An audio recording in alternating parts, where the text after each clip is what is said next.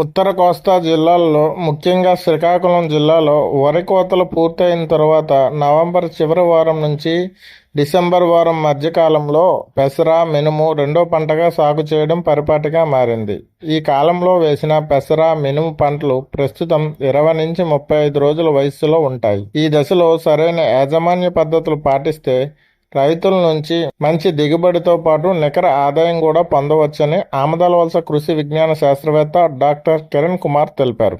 ఈ ఉత్తర కోస్తా జిల్లాలో ప్రత్యేకించి శ్రీకాకుళం జిల్లాలో మనం నవంబర్ 2వ వారం నుంచి డిసెంబర్ 1వ వారం దాకా కూడా ఈ పెసర మినుము అనేది వరి కోసిన తర్వాత వేయడం కానీ, లేదంటే ఈ మెరక పొలాల్లో ఏదైతే ఉంటుందో అక్కడ మనకి అక్టోబర్ మాసాల్లో కూడా వేసుకుంటూ ఉంటారు. ముఖ్యంగా మన ఈ శ్రీకాకుళం జిల్లాకు మనం గమనించినప్పుడు నవంబర్ 2వ వారం నుంచి అలాగే డిసెంబర్ 1వ వారంలో వేసుకున్నటువంటి పెసర మినుము రైతు సోదరులందరూ కూడా ప్రస్తుతం పంట అనేది 25 నుంచి 35, 40 రోజుల మధ్యలో ఉంది. సో దీనికోసమని రైతు సోదరులు కొన్ని యాజమాన్య పద్ధతులు పాటించినట్టయితే వీటిలో మంచి నికర ఆదాయం రావడానికి అలాగే దిగుబడులు కూడా పెరగడానికి అవకాశం అనేది ఉంటుందన్నమాట. ప్రత్యేకించి ఈ రెండో పంట కింద వేసినటువంటి పెసరలో కానీ మినుములో కానీ ఈ వాతావరణంలో వచ్చినటువంటి మార్పులు, ముఖ్యంగా మనకి మంచు పడడం, మంచుతో కూడినటువంటి వాతావరణం ఉండటం, అలాగే రాత్రిపూట ఉష్ణోగ్రత సడన్గా పడిపోవడం, పొద్దునపూట ఉష్ణోగ్రతలు పెరగడం వలన ఎక్కువగా ఈ బూడిద తెగులు ఆశించి పంటను నష్టపరుస్తూ ఉంటుంది. ఈ బూడిద తెగులు రావడానికి కారణం ఏంటంటే ఈ తేమతో కూడినటువంటి వాతావరణం అలాగే తేమతో కూడినటువంటి గాలులు ఎక్కువగా రావడం వలన రాత్రిపూట ఇది బూడిద తెగులు అనేది ఆకుల మీద, పెసర కానీ మినుము కానీ వాటి తాలూకా ఆకుల మీద ఈ తెలుపు రంగు, ఈ బూడిద రంగు మచ్చలను రావడం, అవి క్రమేణా ఆకులు అడుగు భాగాన అలాగే కాయల మీద, కొమ్మల మీద కూడా వచ్చి కాయలు రాకుండా ఉండిపోవడం, కాయలు క్రమేణా నల్లబడిపోయి లోపల గింజలు కూడా నల్లబడడం, అలాగే కాయలు రాకపోవడం కూడా జరుగుతుంది అనమాట.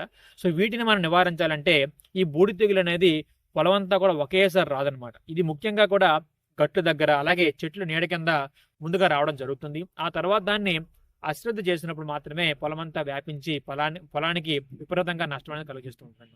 కాబట్టి రైతు సోదరులు ఈ బూడిద తెగులను గమనించిన వెంటనే హెక్సాకొనజోల్ అనే మందుని 400 మిల్లీలీటర్లు 200 లీటర్ నీటిలో కలిపి మనం పిచికారి చేసుకున్నట్టయితే దీన్ని సమర్థవంతంగా అరికట్టుకోవచ్చు. వీటితో పాటుగానే ప్రొపికొనజోల్ అనే మందుని కూడా 1 లీటర్ నీటికి 1 ml చొప్పున కలిపి మనం పిచికారి చేసినా కూడా దీన్ని మనం కంట్రోల్ చేయొచ్చు అన్నమాట.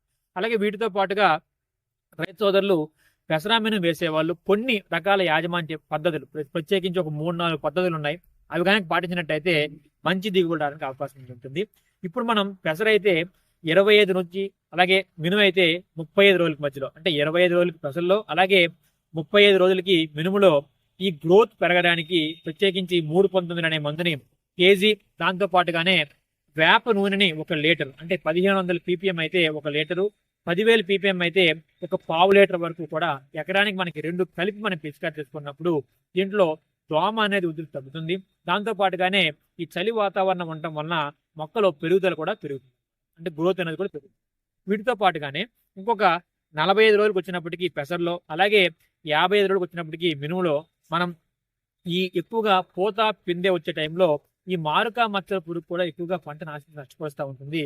ఈ మారుకా మచ్చల పురుగు విషయం మనం గమనించినట్టయితే దీంట్లో ఈ ఆకులు కానీ, లేతగా వచ్చినటువంటి ఆకులు కానీ, లేదంటే పూత కానీ, అలాగే కాయలు కూడా అన్నింటినీ గూడుగా చేసి లోపల ఉండి ఆ కాయ లోపల గింజల్ని కూడా ఈ గొంగల పురుగని తినేస్తూ ఉండటం వలన మనకి పెసర కానీ మినుము కానీ విపరీతమైన పంట నష్టం కలుగజేస్తూ ఉంటుంది అనమాట. కాబట్టి దీన్ని మనం నివారించాలంటే, అలాగే ఈ కాయ లోపల గింజలు బాగా తయారవడానికి, అలాగే కాయ లోపల గింజలు బరువు పెరగడానికి కూడా మనం ఈ యాజమాన్య పద్ధతి కూడా పాటించాలన్నమాట. దానికి గాను ఈ 55 రోజుల్లో మినుముకి అలాగే 45 రోజుల్లో పెసలకి మనం ఏం చేస్తామంటే ఈ ఎమామెక్టిన్ బెంజేట్ అనే మందుని 80 గ్రాములు, దాంతో పాటుగా ఈ 13-0-40 దీన్నే మల్టీకే అని మనకు మార్కెట్లో దొరుకుతూ ఉంటుంది. ఈ మల్టీకే వచ్చేసి 1 కేజీ.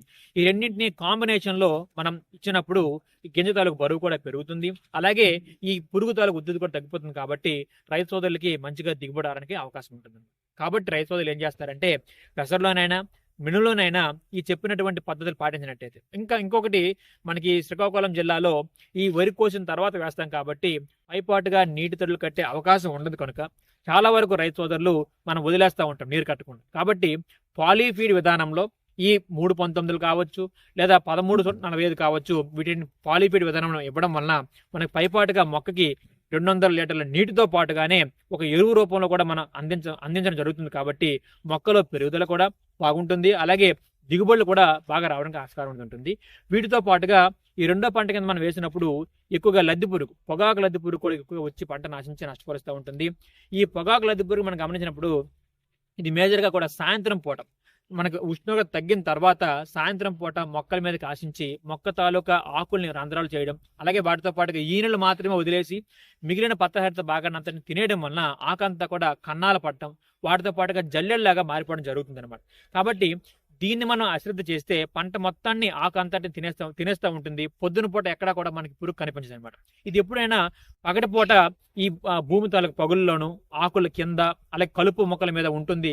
సాయంత్రం పూట మన పంట మీదకి వచ్చి నష్టపరుస్తూ ఉంటుంది. కాబట్టి రైతు సోదరులు ఈ పొగాకు లద్దె పురుగుని నివారించాలంటే తప్పనిసరిగా సాయంత్రం వేళల్లో అంటే 2:30-3 దాటిన తర్వాత సాయంత్రం పూట ఈ క్లోరిపైరిఫాస్ కానీ ఫెనాల్ఫాస్ అయితే ఒక 1/2 లీటరు, క్లోరిపైరిఫాస్ అయితే 400 ml వరకు కూడా ఒక ఎకరానికి 200 లీటర్ నీటిలో కలిపి మనం పిచికారి చేసినట్టయితే ఎప్పుడైనా కూడా తప్పనిసరిగా గుర్తుపెట్టుకోవాల్సింది సాయంత్రం వేళల్లో మాత్రమే ఈ పొగాకు లద్దె పురుగుని మనం నివారించుకోవచ్చు. కాబట్టి ఈ రెండింటిలో ఏదో ఒక దాన్ని స్ప్రేని మాత్రం తప్పనిసరిగా సాయంత్రం పూట మనం ఇచ్చుకున్నట్టయితే దాన్ని కూడా మనం నివారించుకోవచ్చు.